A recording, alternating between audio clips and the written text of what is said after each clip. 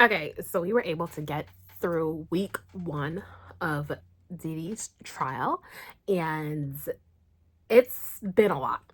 It's been a lot, but let's run through the rundown of the trial so far. Some key points, key moments. I'm not going to go through everything detail by detail, but we're going to go through, some key points that were made, and then I'll share with you my thoughts and opinion on the trial thus far.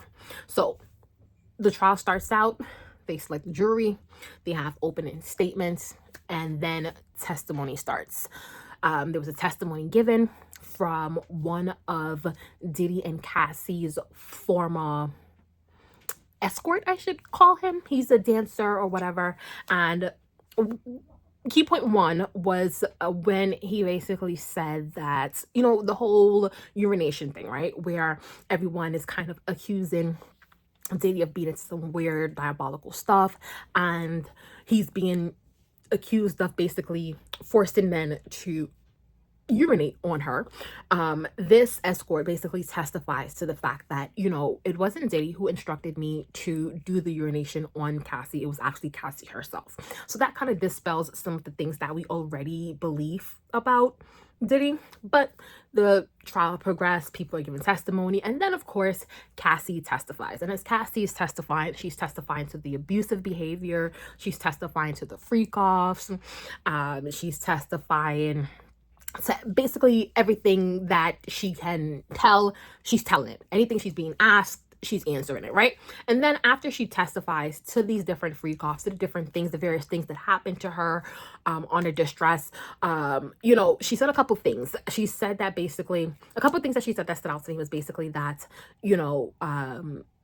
part of the reason why she partook in these freak offs was because she didn't want Diddy to partake in it with someone else. That was something that stood out to me, but it was so much more. It was being infected with certain things, sores on her lips, not being able to be cured by the medicine that she was receiving from doctors because her body grew immune to this medicine because of the constant things that was happening within these freak offs. So very, very tumultuous thing. And then we have Don Richardson from Danny D. Kane, Danny D. Kane, the group that Diddy formated, coming forward saying, hey, look, I've witnessed some of the abuse. So Cassie isn't lying on the stand. What Cassie is saying is quite true. He has threatened her. He's abused her. So everyone is kind of on the same page. Diddy is a bad guy. Now, let me jump into, so basically that's what went on for the first week. Testimony after testimony after testimony where people are saying that Diddy's the bad guy. Now, let me just give my quick take on this, right? So even though that happened and they were able to kind of paint the picture as Diddy as being a bad guy, I think some areas in which the prosecution needs to kind of solidify their case a little bit is in the fact that even though Diddy isn't a good guy, and we all kind of understand that he isn't a good guy, there are two key points to this. Cassie's hand in the freak offs.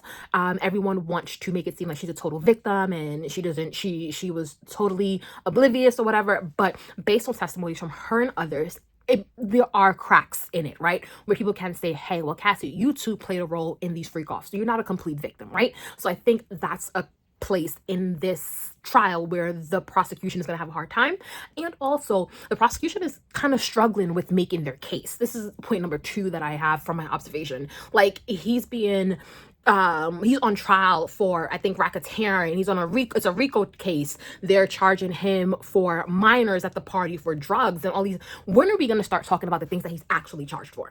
Yes, he's a bad person. Yes, you see him, run. Don't go into a romantic relationship with him. But when are we going to start to discuss what he's actually on trial for? And that's my